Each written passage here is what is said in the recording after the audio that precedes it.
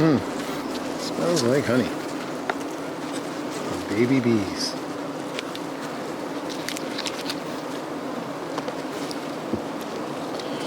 Let's see what we got here. This is a Foundationless frame. Now, I don't remember when I put this frame in, but I'll just pop it up on the screen right now. And there you go. And this is a Foundationless frame that I stuck in the middle of this super drawn comb, and I think they're making honey. So I'm going to put that back. Nice docile. Man. You can smell it. It's like a waxy, it's a little bit of everything. I think it's wax and it's nectar being cured into honey. And it's the smell of open brood. Okay, so what do we got here? Yeah, okay, this is more honey. Let me just see if they've got honey on the outside. I don't know if this is coming through. I'm not even paying attention. Again, this is in a hive with no upper ventilation. Yeah, so this is heavy, I can tell. I don't know if it's showing through, but that's glistening nectar. So I think there's a nectar flow on right now, and a little bump. If I had to take a guess, because everything is a guess, I would say it's from all the Dogberry trees around here. There's a lot of those doing their thing. So what I'm going to do is take half the frames out of this super and put them in that super and sort of checkerboard it. It's not exactly checkerboarding, because checkerboarding is a specific thing. People use the word checkerboarding all the time in the wrong way. But basically I'm going to put empty frames interspersed with drawn frames. So here we go. I'll give them a little, and I'm not using smoke. Well, there's a lot of bees up here anyway. So I'm just going to pull up every other frame and replace it with, oh my, looky here. And then replace it with a Foundationless frame, to be honest. Oh yeah, so this was a Foundationless frame, and I'm replacing it with a Foundationless frame. So there's a whole lot of Foundationless frames I'm putting in this, and it's because I don't have any other drawn, I don't have much drawn comb left, I don't think. Well, I do, but I have them reserved for other stuff. So I'm hoping that I'm not giving them too much comb to build. What we just did there. Oh, that's honey, man. Ooh-wee. Now, what I'm doing here may not work. It would be great if it did, but it might not. And I'll tell you why it might not. Whoops, shoot, I just killed a bee. It might not work because the comb, the honey up here, is, it's not capped.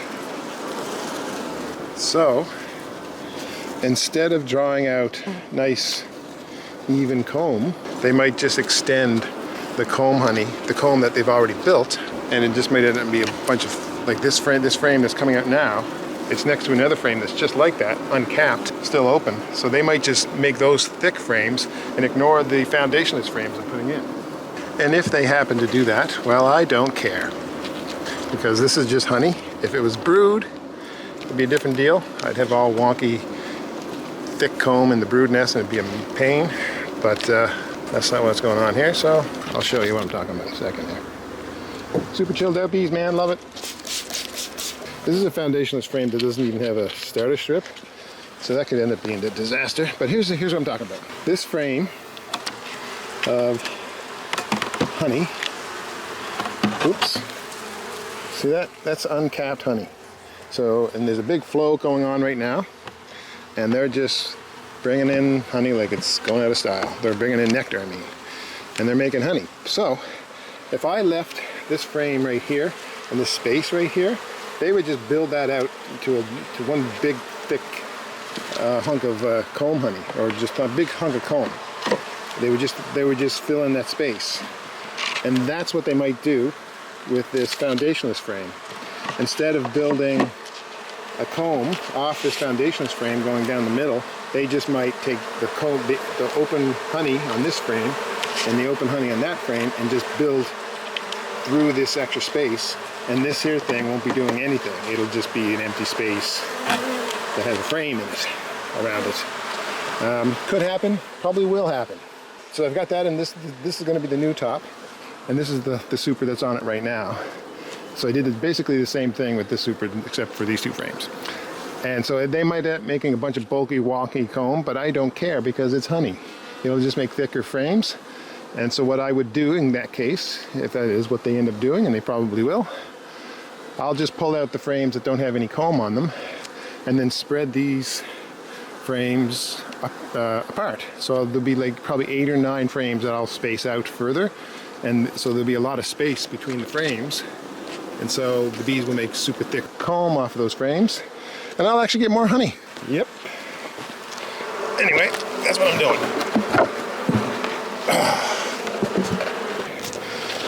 It's the hive that Frankenstein built. Or Dr. Frankenstein built. Yeah, so here we go. And here's my inner cover, which is just a piece of hard insulation. So that's a lot to build. That's a whole, not just a whole extra super they need to fill with honey. There's at least 6 foundationless frames in there that they need to draw a comb on first. And so you saw a second ago the foundationless frame that was in this box that I pulled out, and they did that in, I think, that many days. So can they do that 6 more times between now and the end of the summer? Be nice if they did. So that's it. I'm going to put the top on that later, but that's basically this Frankenstein setup. This is a polyhive down here. This is a wooden hive, and this is more poly supers right there. And this is a piece of hard insulation, and that's a screen bottom board, which means it's basically a big wide open ventilated bottom board, and that's it. And this is probably the best colony that I've had in Flatrock since I've lived in Flatrock for the past 10 years. I think there's 2 factors involved with this. There's that queen. I think this is a nice, young, robust queen. She's a different genetic stock than what I've been using. And I think this is really, we'll see how she performs. Like maybe she's just going to crash, you know, in mid-August, and by the time I get to September, I'm going to be down to 3 supers and no honey. Who knows? Could happen. Don't know. But at the moment, this is definitely the strongest colony I've had since I've lived in Flatrock for 10 years. So it could be a combination of factors. Could be that new genetic queen. Could be the poly supers, the polyhive, and yeah. So we'll see. This is the top of an old DE hive ventilation box that I got off someone some years ago, and it just fell off. Like I think the first week that I had the thing, but it's coming in handy for this particular situation. And right now I've got some of the D-box components for a full hive on the way that I probably will have by the end of the month. And I have 2 more boxes of this, 2 more honey supers for this particular type of polyhive, which I don't like, but it is inconvenient only having 4 of them, so I'm not going to just throw them away, but I don't like that design. The overwintering that I got out of this colony in this hive was really great. Probably the best overwintered colony I've ever had in Flatrock. I hope that gives them enough space. So this here is 1, 2, 3. Basically the brood nest is down here in the 2, but I give them 3. So let's just say that 3 doesn't count. So it's 1, 2, 3, 4. I mean, again, that doesn't sound like a lot, but that's twice as much honey than anything I've ever gotten from Flatrock before. And anyway, but we'll see. Maybe they'll just make honey now. They'll die back, and I'll end up getting, you know, 1 honey super worth of honey out of it. We'll see.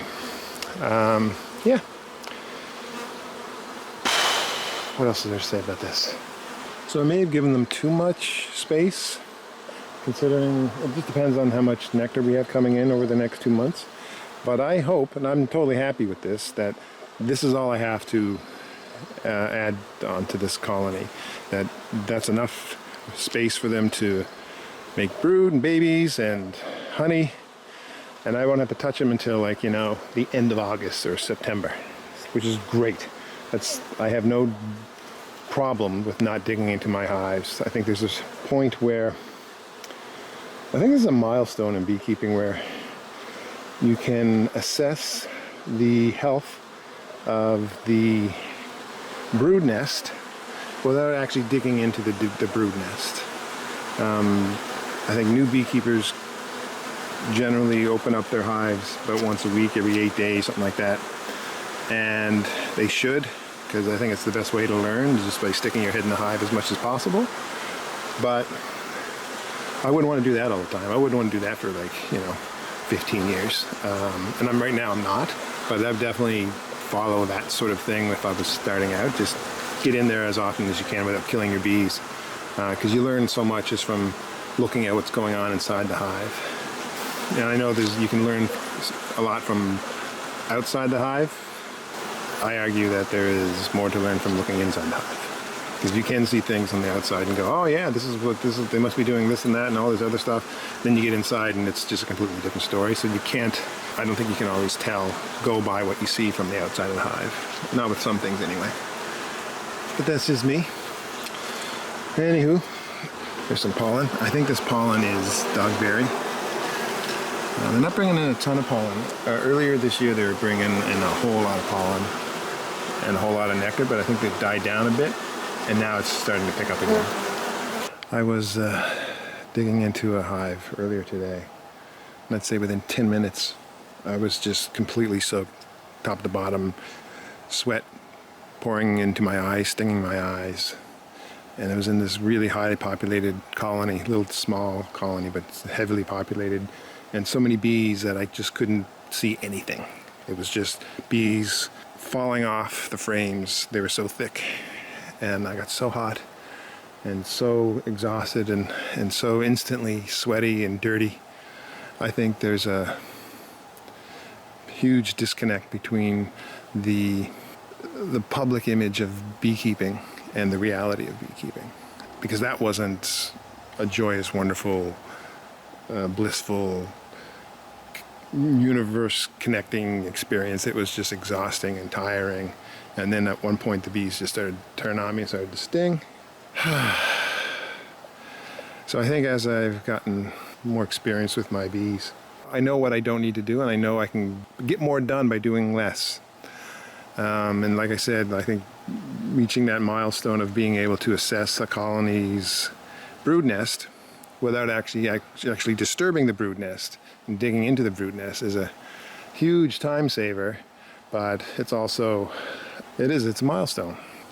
Or you can't learn that in a book, I don't think. You can take pictures and maybe watch other people do it, but you need to see it with your own eyes to really get a sense of, okay, this is what a queen that's doing her thing, performing well, laying eggs, and the brood nest is just a self-sustaining little system.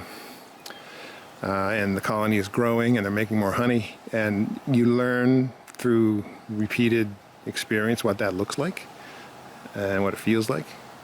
And probably more importantly, you know what it looks like when there's something going wrong, when they're not doing that, when the queen is either failing or something else is holding the bees back. You can tell right away. And being able to tell that right away without even digging into the brood nest that's a milestone.